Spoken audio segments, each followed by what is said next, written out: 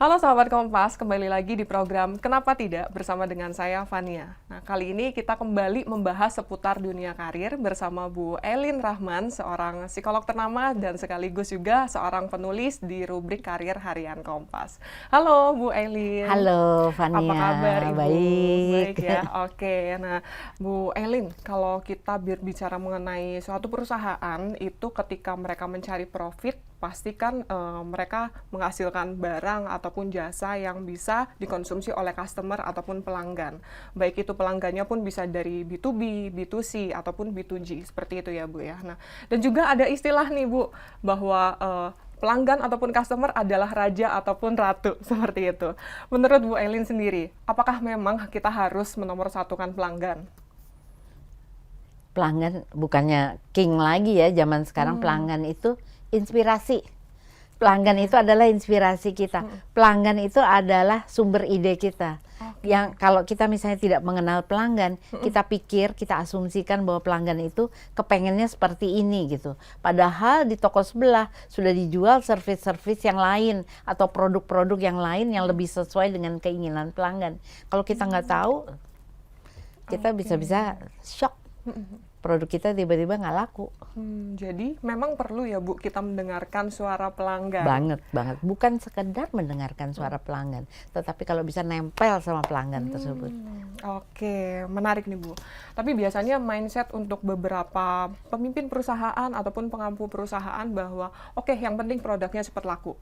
Betul. Nah, seperti itu nih Bu, berarti atau seberapa banyak si karyawan ini berhasil menjual? Kalau menurut Bu Ellen, seperti apa? Memang itu juga penting. Ya, produknya laku, terus terjual berapa, target tercapai. Tapi kadang-kadang gini, semua perusahaan itu berusaha untuk bertahan. Dengan bertahan itu dia membutuhkan laba. Dengan laba itu didapat dari mana? Dari angka penjualan yang bagus gitu. Dan cara mencapai penjualannya itu bisa sikut-sikutan, bisa memalsukan barang atau bagaimanapun. Namun demikian, siapa yang menjadi juri dari laku tidaknya, diterima tidaknya barang di pasar? Pelanggan. Jadi sebetulnya banyak sekali perusahaan yang kemudian mengerti bahwa kalau mereka itu produknya itu apple to apple dengan kompetitor misalnya, ya mereka mesti mencari nilai lebih. Nah, nilai lebihnya itu udah diputar-putar kayak gimana, akhirnya jadinya servis ke pelanggan. Gitu. Oke, tapi Bu terkadang nih ketika kita sudah ramah dan juga mendengarkan pelanggan, nah pelanggan itu malah ngelunjak Bu, mungkin gitu ya, mereka ada yang minta diskon dong gitu, atau mungkin minta benefit lain. Nah, menurut Ibu seperti apa? Semua pelanggan kayak gitu. Yang pasti kita sebagai pihak penjual ya, sebagai pihak penjual kita mesti mengerti bahwa mereka pasti minta diskon, mereka pasti ngelunjak. Kenapa? Karena pesaing lain pun juga mau meng-approach mereka dengan cara demikian. Jadi kita memang mesti mempelajari hubungan kita dengan pelanggan itu sehingga kita mendapatkan sedikit nilai lebih dibandingkan dengan kompetitor lain di mata pelanggan. Itu jadinya akhirnya menjadi ilmu yang tersembunyi. Dan ya, kalau kita bilang servis itu gampang ya, pokoknya kita mengikuti beberapa kaidah tertentu sehingga kita bisa melaksanakan servis. Tapi kalau itu dibandingkan dengan kompetitor dilakukan hal yang sama juga, berarti kita nggak bisa memberi lebih. Kita mesti mencari lebihnya itu. Oke, setuju sih dengan pendapatnya Ibu, karena saya juga pernah mendengar dan juga membaca Bu bahwa ada beberapa pelanggan itu mereka yang membeli servisnya atau membeli pengalamannya, bukan semata-mata hanya membeli produk ataupun jasanya. Betul seperti itu ya Bu ya? Iya. Oke, nah tapi kadang Bu kalau misalnya kita hanya mendengarkan keluhan pelanggan itu kan tidak akan pernah habis Bu, seperti itu ya. Tapi dan mungkin kita mau mengimprove ataupun kita mau bertumbuh sesuai dengan apa yang dikeluhkan oleh pelanggan, tapi kan kita tidak semua bisa menjawab keluhan pelanggan tersebut Bu. Jadi bagaimana ya, mungkin kita karena kita tidak bisa selalu mengatasi hal itu, menurut Bu Ellen sendiri seharusnya kita seperti apa Bu? Nah, ini ada cerita nih sedikit ya Fania ya. Ada anak nangis di supermarket karena dia kepengen biskuit tertentu, tapi biskuit itu lagi habis stoknya. Nah, pela- eh, pelayan yang di situ kemudian mengatakan pada anak itu, oh iya, biskuitnya itu lagi habis, tapi aku punya biskuit lain, barangkali kamu mau, ini cuma sedikit, tapi ini buat kamu ya, hadiah, ini nggak usah beli. Nah, anak itu gembira kan. Nah, ini adalah servis yang rasanya plus ya. Anak itu tidak jadi nangis, anak itu tidak mendapatkan barang yang dia cari, tapi dia dapat kue kecil dari si mbaknya itu. Nah, hal seperti inilah yang namanya servis, yang namanya plus, servis plus. Oke, tapi kadang Bu, tidak semua karyawan ataupun mungkin tadi pelayan itu bisa memberikan servis ataupun yang tadi yang plus itu ya Bu ya, servis yang plus ataupun servis yang di luar dari kebiasaan ataupun SOP Bu. Nah, memang apakah kita harus sebagai pelayan itu bisa ataupun memahami dan juga harus bisa melakukan hal tersebut tanpa adanya komando dari pimpinan kita mungkin Bu? Itu yang namanya service DNA. Yang sekarang itu jadi populer dinamai dengan service DNA. Service DNA itu adalah sesuatu yang datang dari hati, sesuatu yang datang dari kreativitas individual. Tidak usah membuat perusahaan keluar ongkos lebih banyak. Barangkali kue itu dari si mbak itu tadi adalah simpenannya kalau sakit mah kali. Tetapi dia berikan itu supaya anak itu happy aja gitu. Nah, apakah dia rugi? Ya rugi sedikit gitu. Namun demikian, apa yang kemudian terjadi adalah cerita itu kemudian menjadi rumor sehingga perusahaan itu kemudian dikenal dengan perusahaan yang servisnya bagus. Bayangkan kalau mbak-mbaknya itu, kalau mbaknya itu ada 50 di supermarket itu dan 50 yang seperti itu. Ada satu barangkali ada anak kecil misalnya bawa mainannya itu macet, kecantol gitu. Kemudian dia si mbaknya itu jongkok-jongkok memperbaiki mainan anak itu. Sama sekali nggak ada kaitannya dengan kerugian atau keuntungan perusahaan, tetapi dia membantu anak kecil itu atau nenek-nenek yang udah nggak bisa ngangkat barang, Bu, saya bantuin ya, saya angkatin. Nah, itu hanya tumbuh dari orang-orang atau karyawan-karyawan atau pegawai-pegawai yang sudah termakan prinsip servis yang tepat. Sehingga dia bisa berkreasi dan punya paham bahwa pelanggan harus happy. Tanpa kita keluar uang sih sebetulnya. Tidak usah keluar uang. Nah, ada perusahaan-perusahaan yang memang terkenal dengan service DNA itu. Misalnya mereka bisa mengatakan bahwa semua barang yang dikembalikan di sini akan diganti kembali. Gitu. Nah, hal-hal seperti itu adalah strategi perusahaan. Tetapi manusia-manusianya ini loh yang harus menumbuhkan rasa servis itu. Itu yang namanya service DNA. Oke, melanjutkan pembahasan tentang servis DNA nih Bu ya. Kira-kira bagaimana sih menumbuhkan hal itu ataupun prinsip DNA servis itu kepada pelayan ataupun karyawan? Sebetulnya strateginya harus dari atas.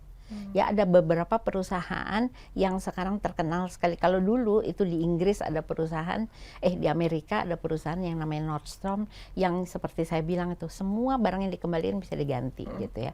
Tetapi saat sekarang service DNA itu ada di perusahaan, bahkan di perusahaan Cina itu ada yang terkenal sekali dengan karyawan-karyawan yang penuh dengan service DNA. Bahkan ada kompetitor nih datang nih memotret-motret dan ingin nyontek nih ya kondisi supermarketnya, dipersilahkan, malahan dibantuin, sini saya fotoin Anda berdiri deh di situ saya fotoin ya. Jadi justru dibantu seperti itu.